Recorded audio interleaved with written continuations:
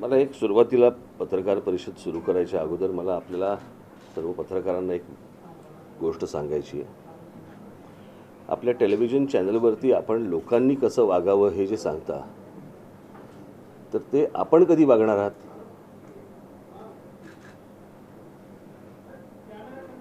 Social distancing ठेवला पाहिजे, अशा अनेक सूचना तुम्ही करत असता, उपदेश करत असता.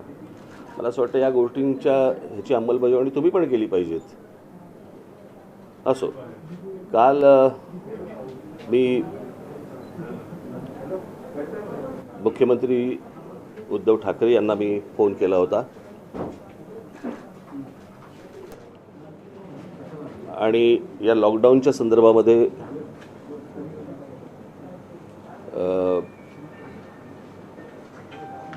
मी भेटीची विनंती केली होती त्यांना, परंतु त्यांचा मला फोन आला की त्यांच्या आजूबाजूला अनेक लोक हे कोविडने पॉझिटिव्ह आहेत आणि त्याच्यामुळे तेही स्वतः क्वारंटाईन त्यांनी स्वतःला करून घेतलेलं आहे. त्याच्यामुळे झूमवरती आपल्याला जे विषय असतील ते बोलता येतील. जर प्रत्यक्ष भेटलो असतो तर तिथेच प्रत्यक्ष आपली भेट झाली असती आणि मग काय बोलणं झालं आहे मला तेव्हा सांगता आलं असतं. परंतु झूमवरती बोलणं झाल्यामुळे आम्ही दोघेच जण असल्यामुळे आमच्या दोघांमध्ये काय संभाषण झालं किंवा मी काय त्यांना सूचना केल्या त्या काही आपल्यापर्यंत जनतेपर्यंत येऊ शकल्या नसत्या. म्हणून मी आत्ता आपल्याला सर्वांना भेटतोय. या लॉकडाऊनची बातमी, पुन्हा एकदा लॉकडाऊन हे जसं लोकांमध्ये पसरलं, पुन्हा एकदा पेशंट्सची संख्या वाढते आहे. आधी जो कोविड आला त्याच्यापेक्षा मोठी लाट ही आत्ताची म्हणता येईल की सर्वाधिक पेशंट्स हे आत्ताच्या या लाटेमध्ये आहेत. माझं काल मुख्यमंत्र्यांशी बोलणं पण झालं या विषयामध्ये की हे महाराष्ट्रातच का दिसतंय. मला असं वाटतं आपण काही गोष्टींचं खऱ्या गोष्टी काय आहेत ह्या पण आपण लोकांसमोर मांडणं आवश्यक आहे, गरजेचं आहे.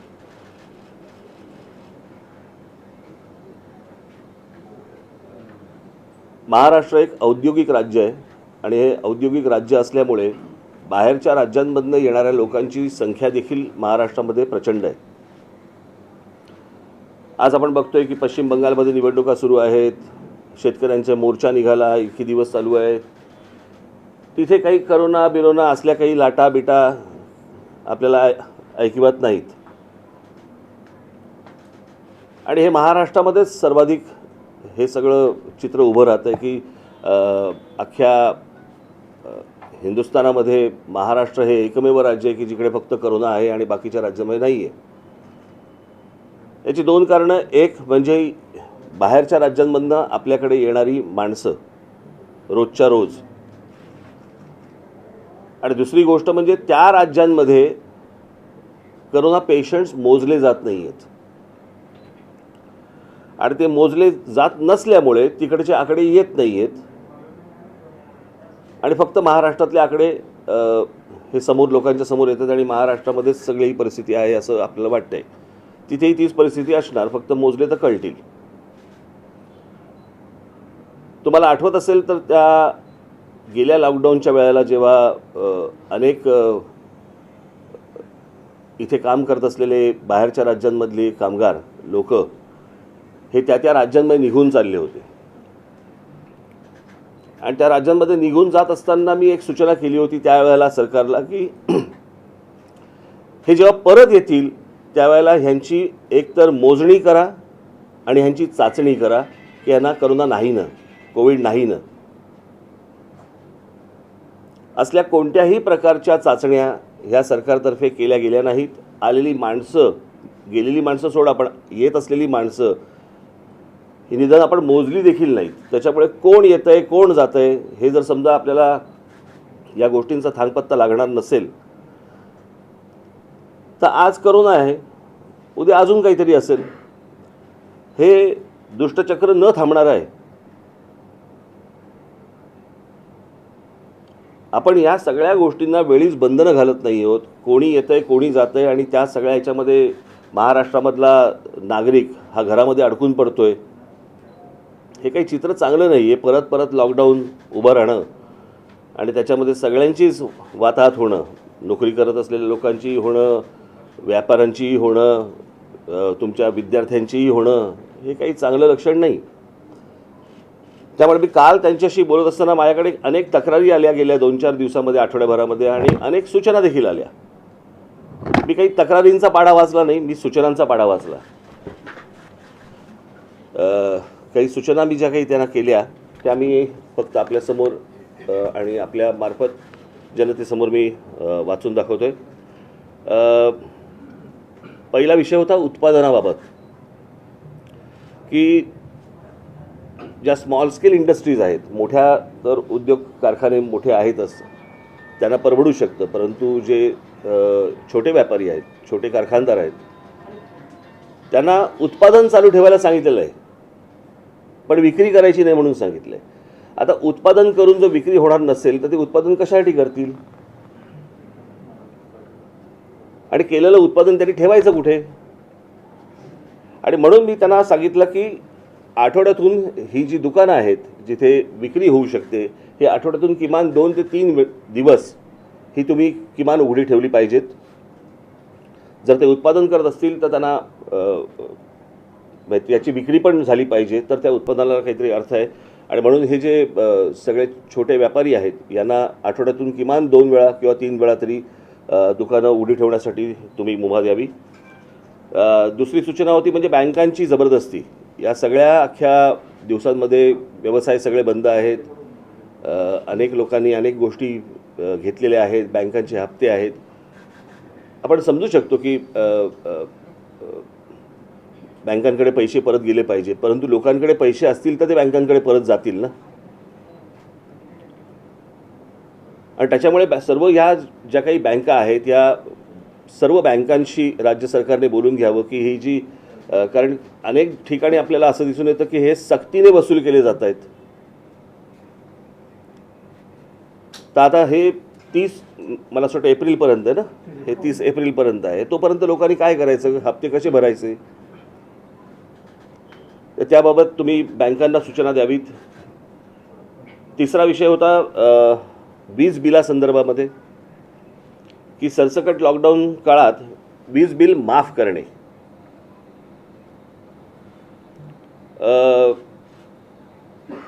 जे व्यावसायिक आहेत त्यांना 50% व्यवसाय कर म्हणजे GST बाबत राज्य सरकारने सवलत द्यावी आणि या बाबतीत केंद्र सरकारशी बोलून घ्यावं. खरं तर केंद्र सरकारकडनं अनेक GSTचे पैसे यायचे बाकी आहेत, परंतु किमान आत्ता लोकांना दिलासा मिळणं गरजेचं आहे, दिलासा देणं गरजेचं आहे.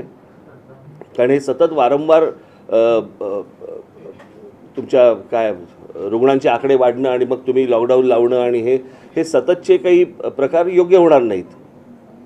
आणि सगळं म्हणजे अर्थव्यवस्था तर कोसळलेलीच आहे, समाज मनही कोसळलेलं आहे, आणि मग त्याच्यातनं उरेल काय, आपल्या हाताला काय लागेल. चौथा विषय होता कंत्राटी कामगारांच्या संदर्भामधला, की हा आत्ता गेल्या लॉकडाऊनच्या वेळेला अनेक कंत्राटी कामगारांना राज्य सरकारने घेतले होते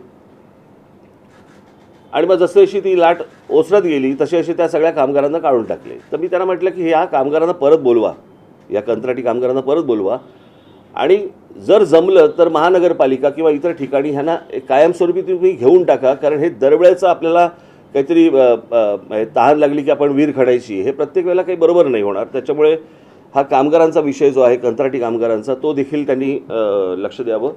हे मी सतत ह्या सगळ्या गोष्टी सूचना करत असताना त्यांनी सूचना ही योग्य आहेत आणि ह्याची लवकरात लवकर मी मंत्रिमंडळाशी बोलून त्याच्यावरती उपाययोजना करतो म्हणून त्यांनी सांगितलं आहे. त्याच्यानंतर मनोरंजन क्षेत्र, ह्या जिम, काय सलून बिलून, यांनाही आठवड्यातून किमान 2 ते 3 वेळा त्यांची दुकानं उघडी ठेवण्यासाठी म्हणून त्यांना परवानगी द्यावी. क्रीडा क्षेत्रामध्ये आता ते स्विमिंग पूल वगैरे सगळे बंद आहेत, आपण समजू शकतो, चला स्विमिंग पूल वगैरे बंद आहेत, परंतु जे खेळाडू जे सराव करतायत, या सराव करणाऱ्या सर्व खेळाडूंसाठी काही सवलत असणं गरजेचं आहे. मग त्यांना स्विमिंग पूल किंवा त्यांची जो काही खेळ खेळत असतील त्याप्रमाणे तिकडे त्यांना सराव करण्यासाठी त्यांना परवानगी मिळणं गरजेचं आहे, आवश्यक आहे. की अनेक तुमचे काय हे बॉडी बिल्डर्स असतात, त्यांना जिम्स उपलब्ध नाही आहेत. अनेक इतर वेगवेगळ्या खेळाडू जे असतात की जिकडे गर्दी होणार नाही, परंतु त्यांना सराव करता येईल, त्यासाठी सरकारने त्यांना मदत करावी. सरकारची आत्ताच तिजोरीची हालत आपण ऐकली या गेल्या अर्थसंकल्पामध्ये.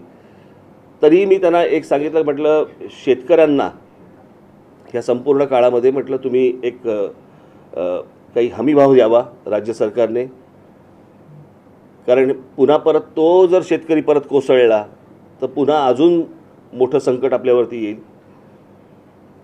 शेवटची सूचना मी त्यांना केली होती शाळांच्या संदर्भामध्ये, की शाळा तर बंद आहेत, परंतु शाळा ज्या फिया आकारतायत या तशाच आहेत. आणि जर समजा ह्या शाळांना सांगितलं गेलं नाही की तुमच्या फिया आत्ता तुम्ही घेऊ नका किंवा काही अर्ध्या घ्या किंवा काही, एक तर मुलांची वर्षाच्या वर्ष 1.5 वर्ष फुकट गेलेलं आहे. आता 10वी 12वीची परीक्षेला बसलेले आहेत. खरं तर ह्या 10वी 12वीच्या पोरांना प्रमोटच केले पाहिजेत. यांच्या परीक्षा न घेता यांना पुढे ढकलले पाहिजेत. कारण ते कोणत्या मानसिकतेमध्ये असतील, काय असतील, आपल्याला काही कल्पना नाही. ही सगळी लहान मुलं, आपल्याही आयुष्यामध्ये असं पहिल्यांदाच असं घडतंय. आणि ते तर लहान आहेत पोरं, ती कुठून अभ्यास करणार आहेत, काय करणार आहेत, कशी 10वीच्या परीक्षा देणार आहेत, कशा 12वीच्या परीक्षा काय करणार आहेत, त्याचा काय रिझल्ट येणार आहे, काहीच माहीत नाही आहे. आणि म्हणून मी राज्य सरकारला विनंती करेन की ह्या 10वी 12वीच्या ज्या मुलं आहेत यांना जसं खालच्या विद्यार्थ्यांना जसं प्रमोट करतात तसं 10वी 12वीच्या विद्यार्थ्यांना पुढे तुम्ही ढकलावं. त्याच्यामध्ये शाळा ज्या आहेत, शाळांमधले जे कर्मचारी आहेत, शाळांना पैसे येत नाही आहेत. उद्या शाळांमधले जे काही कर्मचारी आहेत ह्यांना शाळा पगार कुठून देणार आहे. सो जसा विद्यार्थ्यांचा विचार फियांच्या संदर्भामध्ये राज्य सरकारने करावा, तसाच शाळांचा देखील विचार हा राज्य सरकारने केला पाहिजे. अशा काही महत्त्वाच्या सूचना मी काल मुख्यमंत्र्यांना केल्या आणि त्याच्यावरती त्यांच्याकडनं मला ऐकायला तरी मला गोष्ट पॉझिटिव्ह दिसली की ते याच्यावरती तात्काळ कारवाई करतील, या गोष्टीमध्ये लक्ष घालतील. राज्य सरकारमधल्या इतर मंत्र्यांशी बोलून त्याच्यामध्ये काही लोकांना सूट मिळेल अशी मला अपेक्षा आहे. अजून प्रश्न असा आहे की आपण आता पूर्ण कोविड काळामध्ये पॉझिटिव्ह येणं ह्याच्या खूप पलीकडे गेलं, आणि जे लोक गंभीर आहेत त्यांना वाचवण्याचं काम सरकारनं केलं पाहिजे. पण जे मेडिकल इन्फ्रास्ट्रक्चर आहे ते आधीपासून लिमिटेड होतं, तेही एका वर्षात उभारलं गेलं नाही. खरं हे होय, अर्थातच. कारण हे तुम्हाला ही लक्षणं दिसायला लागली साधारणपणे जानेवारी एंडच्या पासून तुम्हाला ही परत लक्षणं दिसायला लागली. आणि दिसायला लागल्यावरती तात्काळ याच्यावरती राज्य सरकारने, महानगरपालिकांनी याच्यावरती काही त्या दृष्टिकोनातनं पावलं टाकणं आवश्यक होतं. की लगेच अगदी एवढी लाट येईपर्यंतची वाट बघण्यात काही अर्थ नव्हता त्या गोष्टीला. आणि मागच्या वेळेला जसं केलं होतं आणि तो जो काय खर्च झाला असता, आम्ही दुर्लक्ष केलं असतं, कोणाला कंत्राटं दिली, कोणाला काय केलं, परंतु लोकांना किमान बेड तरी मिळाले पाहिजे होते. आज सगळ्या हॉस्पिटल्समध्ये जर परिस्थिती तुम्ही बघितली तर आज जवळपास सगळी हॉस्पिटल्स बेड्स देत नाही आहेत, बेड्स असून देत नाही आहेत. जर कोणी कोविड पेशंट गेला, म्हणजे मी आत्ताच माहिती घेत होतो की अनेक ठिकाणी हॉस्पिटलमध्ये गेलेले पेशंट हे एकेका हॉस्पिटलमध्ये 2-3 दगावले की बेड्स मिळाले नाहीत म्हणून. आणि हॉस्पिटलकडे बेड्स असताना जर समजा ते युटिलाइज होत नसतील, जर ते वापरले जात नसतील, मग ही हॉस्पिटल करायची काय? एक तर ही महानगरपालिकांच्या जमिनींवरती उभी आहेत. महानगरपालिकांचं पाणी, वीज, राज्य सरकारच्या सगळ्या सवलती यांना सगळ्या गोष्टींच्या मिळत असतात. आणि त्याच्यानंतर जर ज्या वेळेला तुम्हाला राज्यावरती ज्या वेळेला संकट येतं त्यावेळेला ह्यानी हात पुढे नको करायला. मला तिकडे ठाण्याच्या एका कुठचं अपोलो हॉस्पिटल का काहीतरी तिकडे ग्लोबल हॉस्पिटल तिकडे किती बेड्स दाखवत आहेत? 1000 बेड्स आहेत दाखवत आहेत. आणि कोणी गेलं तर म्हणतात की तिकडे बेड्स नाही आहेत आणि 200-250 बेड्स रिकामे आहेत. मग तर विचारपूस केली तर कळतं, मग आमदार फोन करतात त्यांना बेड द्यायला लागतात, नगरसेवक फोन करतात त्यांना बेड द्यायला लागतात. अरे ह्याला काय अर्थ आहे? म्हणजे जो सर्वसामान्य नागरिक जो तिकडे जाणार तिथे तो म्हणणार की बाबा मला ताप आलाय, मला आता तुम्हाला बरं वाटत नाहीये, म्हणजे त्याला बेड नाही मिळणार.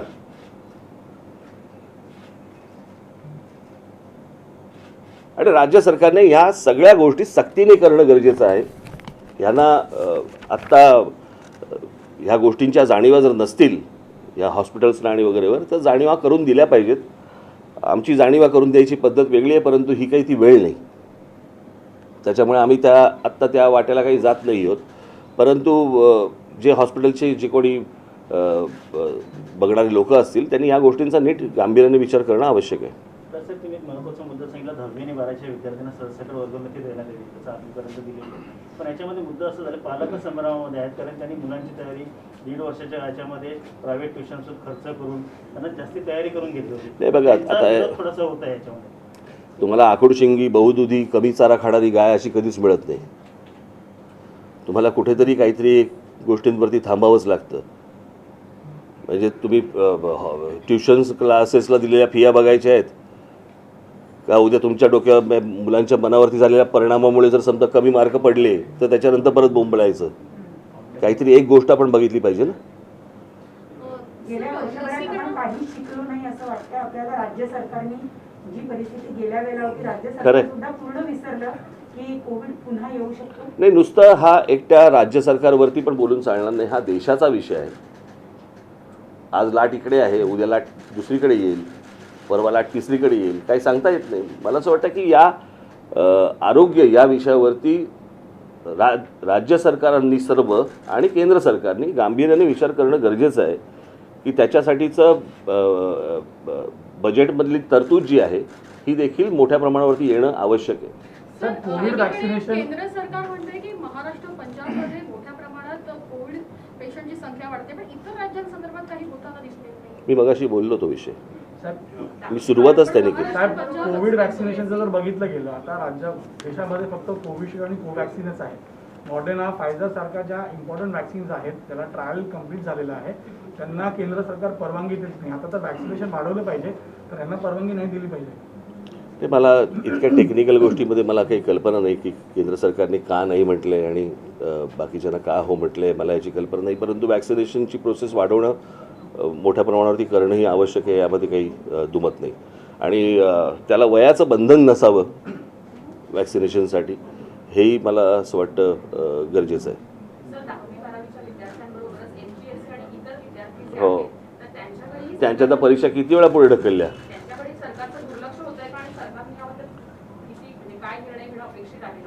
मला पण आता कळेन असं झालं नक्की लक्ष कशावरती द्यायचं. सरकारने तर दिलंच पाहिजे. आणि मुलांची वयं वाढत आहेत, जशी वयं वाढत आहेत तशी त्यांची त्या परीक्षांना जाणं कमी होणार, म्हणजे ते देऊ नाही शकणार परीक्षा. सगळीच गोंधळाची परिस्थिती आहे. मला कोणाकडे ह्याचं उत्तर आहे नाही आहे मला माहीत नाही, परंतु किमान आरोग्य या विषयावरती तरी आत्ता सरकारने, राज्य सरकारने आणि केंद्र सरकारने फोकस देणं त्याच्यावरती गरजेचं आहे. साहेब, कंत्राटी कामगारांना काढलं गेलं आणि त्यावेळेस तुमच्या पक्षाकडनंही आंदोलनं केली गेली होती, त्यांच्यावर गुन्हे दाखल केले गेले होते. तर सरकारला ॲडवाइसच बरोबर मिळत नाही आहे, कारण त्यांना वाटतं होतं दुसरी लाट येणार नाही यासाठी सगळं केलं गेलं, प्रिपरेशन नव्हतं. आपल्याला दिसतंय त्याप्रमाणे प्रिपरेशन दिसत नाही आहे.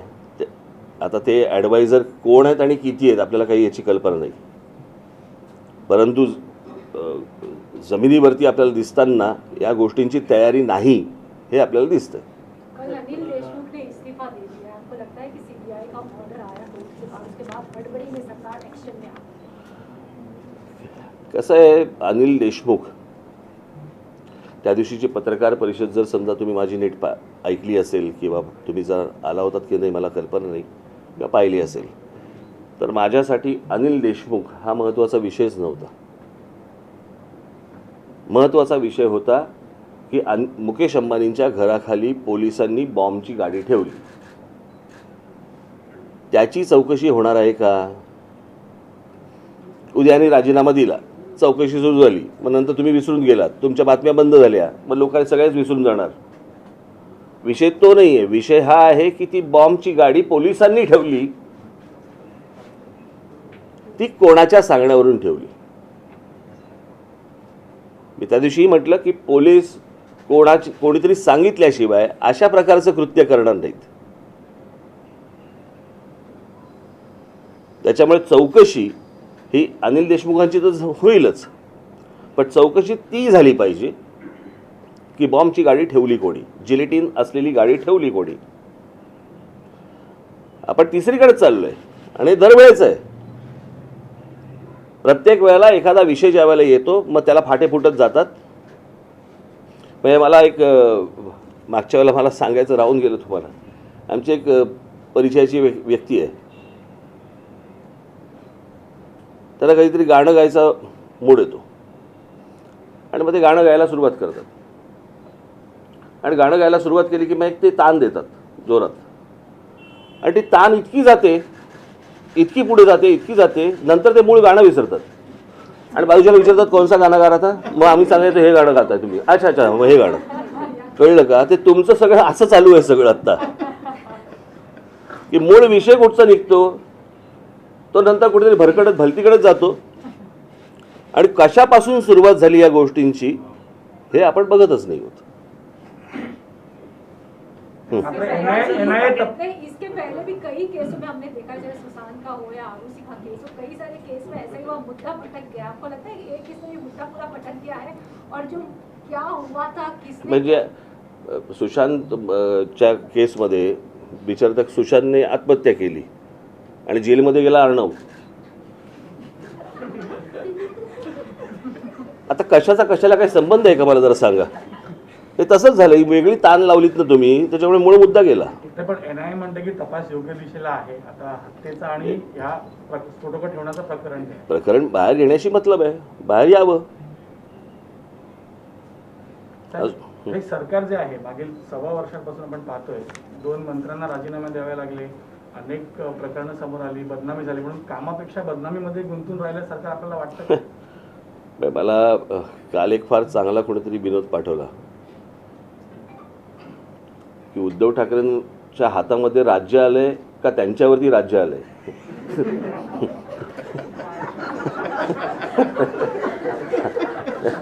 हातामध्ये राज्य आलंय का त्यांच्यावरती राज्य आलंय. सर, आता 30 तारखेपर्यंत हे कठोर निर्बंध आहेत, परंतु शासनानं ते फ्लेक्झिबल ठेवले आहेत. वाटलं तर ते कदाचित मध्ये कडक करू शकतात किंवा त्याच्यात काही शिथिलता आणू शकतात. जर याच्यापेक्षा निर्बंध कठोर झाले तर तुम्ही दिलेला पाठिंबा काढून घेणार या कठोर निर्बंधांना? नाही, मला कळलं नाही सर. 30 एप्रिल पर्यंत हे सगळे नियम लागू आहेत, पण शासनानं हे नियम फ्लेक्झिबल ठेवले आहेत. तर त्यांना वाटलं तर ते याच्यापेक्षा कठोर करू शकतात. मागच्या वेळेला जेव्हा लॉकडाऊन झाला त्यावेळेला लोकांनी हा लॉकडाऊन अंदाज नाही आला, परंतु पोलीस आणि इतर सगळ्या गोष्टींच्या सक्तीनंतर तो बराचसा पाळला गेला, बऱ्यापैकी पाळला गेला. आत्ता लोकांना या सगळ्या गोष्टींची नीट जाणीव झाली की हे जर समजा पाळलं नाही गेलं, पुन्हा कठोर जर समजा लॉकडाऊन आला तर अजून आपल्याला त्रास होईल. त्याच्यामुळे सर्वच जण नीट लॉकडाऊन पाळतील अशी मला तरी आता आशा वाटते.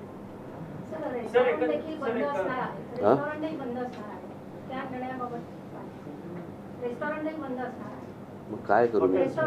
मग काय करू मी? आणि पुण्यात पण अनेक व्यापारी जे शासनानं याला खूप वेगवेगळे अंग येतो. आता याला काय तुम्ही लॉकडाऊन म्हटल्यानंतर याला काय तुम्ही बोलणार? फक्त रेस्टॉरंटाचा विषय येतो का? देशमुखांचे बार पण बंद आहेत.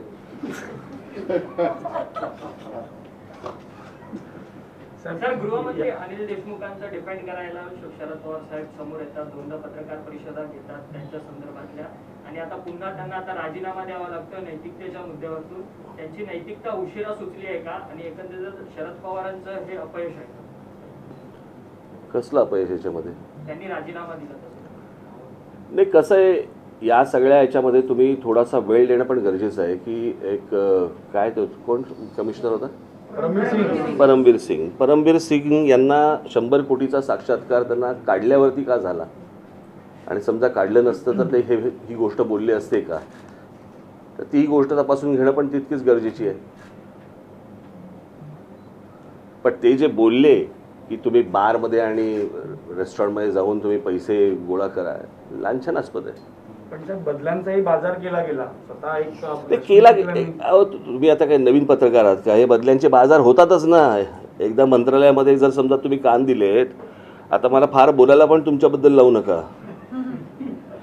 तुमचेही अनेक लोक तिकडे असतात बदल्या घेऊन. असं 40 दिवसामध्ये दोन मंत्र्यांचे राजीनामे सध्या ह्याच्यामध्ये बघायला मिळाले आहेत आणि एकीकडे विरोधक म्हणतात की आणखीनही असेच राजीनामे याच्या पुढे देखील बघायला मिळतील. तर कोरोना परिस्थिती गंभीर आहे आणि याच्यामध्ये हे राजकारण येतंय. आत्ता आपण करोनाबद्दल बोलू, करोनामधनं बाहेर येऊ. असं 40 दिवसामध्ये दोन मंत्र्यांचे राजीनामे सध्या सत्ताधारी पक्षांचे बघायला मिळतात. आता मिळतात म्हणजे केलंच काम तसं तर मिळणारच ना तुम्हाला बघायला. तसं जर अजून झालं तर अजून मिळतील. राजकीय विरोधक फक्त सत्ता पाडण्यासाठीच प्रयत्न करते. जनतेचे इतर प्रश्न बरेच आहेत. या हे बघा पहिली गोष्ट, सत्ता पाडण्यासाठी जर समजा प्रयत्न होत असतील तर त्या मंत्र्यांकडनंही काहीतरी कृत्य होतंय ना. कळलं का? ती काय इमारत आहे का खालचे पिलर काढले? त्या मंत्र्यांकडनं असं काहीतरी घडतंय ज्याच्यातनं त्यांना राजीनामे द्यावे लागत आहेत. ही पण गोष्ट बघितली पाहिजे. नुसतं असं सरकार काय असंच पाडता येत नाही. नाही, पण मध्यंतरी बातमी अशी आली की पवार साहेब अमित शहा यांना भेटायला अहमदाबादला गेले आणि या सगळ्या परिस्थितीमध्ये एनसीपीचं डेस्परेशन किंवा जी अडचण आहे ती समोर दिसते का? किंवा कारण त्याबद्दल दोन्ही पक्षांकडनं जे भाकीत केलं गेलं ते सगळं गुलदस्त्यात ठेवण्यात आली भेट. माहित नाही मला काही कल्पना काय. मी ज्याच्यासाठी मूळ घेतली ना पत्रकार परिषद, त्याच्यानंतर तुम्ही ताण मारताय. कळलं का? मला असं वाटतं आत्ता एवढंच बस. तुमच्या या प्रश्नांच्या फापट पसाऱ्यामध्ये माझे मूळ विषय निघून जातात की ज्याच्यासाठी मी पत्रकार परिषद घेतलेली असते. अजून एक विषय सगळ्यात महत्त्वाचा म्हणजे आमच्या पक्षाचा एक पदाधिकारी जमील शेख ज्याची हत्या झाली होती आणि ती हत्या झाल्यानंतर उत्तर प्रदेश पोलिसांनी महाराष्ट्र पोलिसांनी हे सगळं शोधून काढलं. उत्तर प्रदेशला गेले, उत्तर प्रदेशमधनं ह्या सगळ्या गोष्टी शोधून काढल्या आणि तिथे जे काही प्रेस नोट जी उत्तर प्रदेश लखनौमधनं जी आली स्पेशल टास्क फोर्सची त्याच्यामध्ये राष्ट्रवादी काँग्रेसचे जे नजीब मुल्ला आहेत यांचं नाव त्याच्यामध्ये खुनामध्ये आलेलं आहे. त्यांच्या प्रेस नोटमध्ये तरी दिलेलं आहे, यह हत्या नजीबुल्ला निवासी राबोडी जनपद ठाणे महाराष्ट्र जो एनसीपी का नेता कंसात कॉरपोरेटर है के कहने पर सुपारी देने पर किया गया था. इस हत्या के एवज में मुझे 2 लाख रुपया मिलना था. ओसामा ने नजीबुल्ला से कितने रुपए में डील किया था मुझे पता नहीं है. FIR में शक नजीबुल्ला पर किया गया था. ही अशी सत्ताधाऱ्यांची ही माणसं दिवसाढवळ्या खून करतायत. याच नजीबुल्लाचं नाव हे सूरज परमार ज्यांनी आत्महत्या केली होती, एक बिल्डर होते, त्यांनी आत्महत्या केली होती. त्या आत्महत्या केलेल्या त्यांच्या मृत्यू जे काही पत्र त्यांनी लिहिलं होतं आत्महत्या करतानाचं, त्याच्यामध्ये देखील या नजीबुल्लाचं नाव होतं आणि त्याच्यानंतर ही केस देखील रफादफा झाली. त्याच्यानंतर पुढे काही झालं नाही. आता पुन्हा या नजीबुल्लाचं नाव आलेलं आहे. मला राज्य सरकार काय करतं याच्यावरती मी वाट पाहतोच आहे, परंतु या संदर्भामध्ये मी लवकरच माननीय शरद पवार साहेब यांची मी भेट घेणार आहे की अशी जर मंडळी यांना पक्षामध्ये सांभाळायची असतील तर मला असं वाटतं की दुसऱ्यांचे पण हात काय बांधलेले नसतात. आणि मग या सगळ्या गोष्टींना जर खुनाने अशा जर गोष्टी महाराष्ट्रामध्ये सुरू झाल्या, सुसंस्कृत महाराष्ट्रात सुरू झाल्या, तर हे काही चित्र चांगलं दिसणार नाही. आणि म्हणून या गोष्टींना वेळीच आवर घालणं आवश्यक आहे. नजीबुल्ला या त्यांचा जो कोण नेता असेल एनसीपीचा, याच्यावरती कारवाई होणं गरजेचं आहे, अरेस्ट होणं गरजेचं आहे आणि त्याला शिक्षा होणं गरजेचं आहे. आणि याच्यासाठी मी लवकरच त्यांची पवारसाहेबांची मी भेट घेणार आहे. धन्यवाद. बस.